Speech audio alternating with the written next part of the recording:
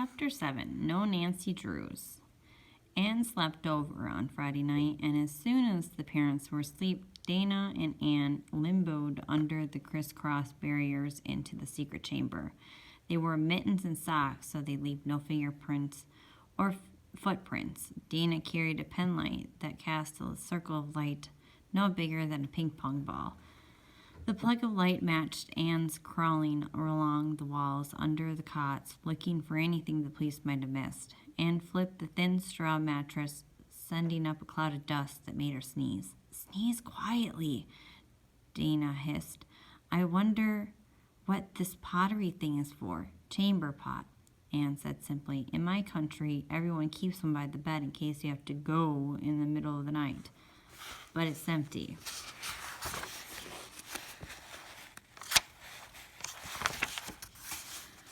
It's had 135 years to dry up. Gross. They looked for buttons that might have popped off a shirt or a hairpin, an earring, nothing but dust and crumbs of decaying fabric. "This is very discouraging," Anne said, twisting her long black hair into a rope. "There isn't a single clue." "I know," Dana said in the center of the room, leaning against the cot where Elvira had lain. The penlight darted around the room like a scared rat. Maybe there were rats in this room. Nancy Drew would have turned up something. "Who's that? Did she go to your elementary school?" asked Anne. "Oh, I forgot that you haven't been here forever. Nancy's a hot-shot teenage detective. I read about 80 Nancy Drew mysteries." "Oh, yes, while I was sailing across the world," Anne said, as though the whole horrid experience had been a merry adventure. Actually, she had been the only one left to bury her parents in their village outside Sagon. Then she had come across the water in the bottom of a boat that wasn't very seaworthy to join her 2 brothers and 2 sisters. In fact, it was very much the way the Africans had come to the New World in the 1600s and 1800s. Only Anne came by choice. "I guess we're no Nancy Drews," Anne said. "Shh, you hear something?"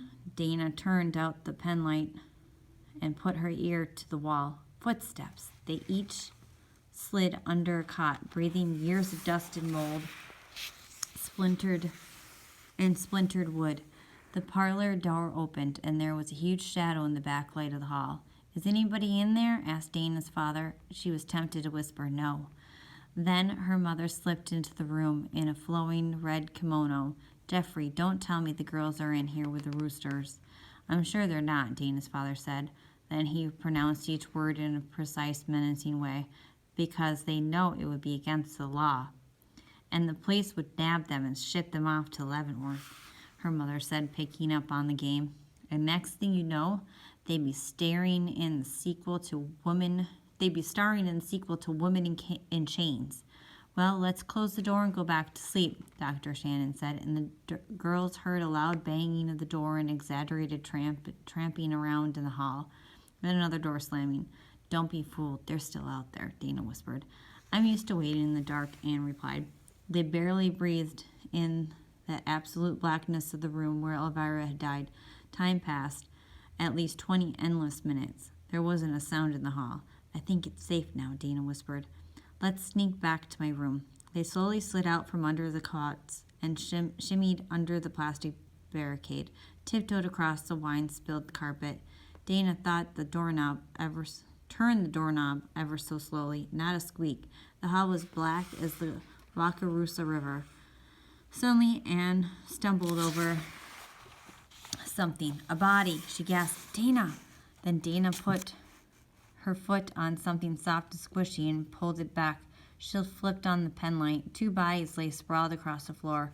Her mom in the red kimono and her dad in his Mickey Mouse boxers. What? Her father bolted up and groped for the lamp switch nearby. "What's going on?"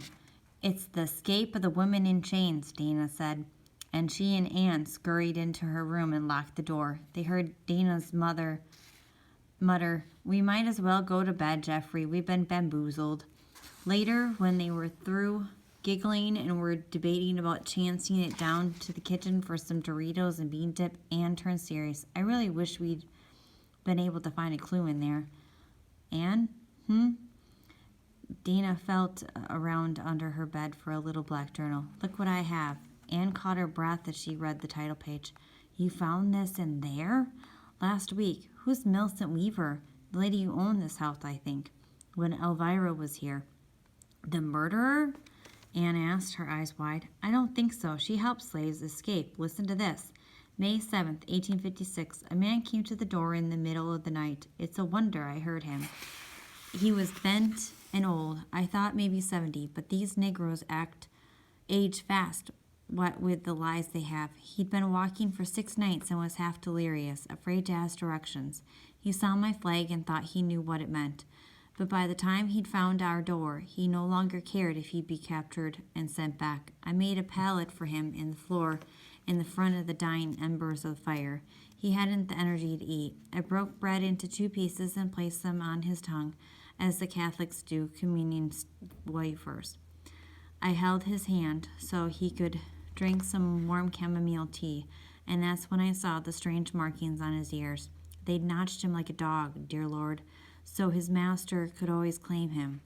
Oh, Dana, Anne cried, such a thing, even in this country?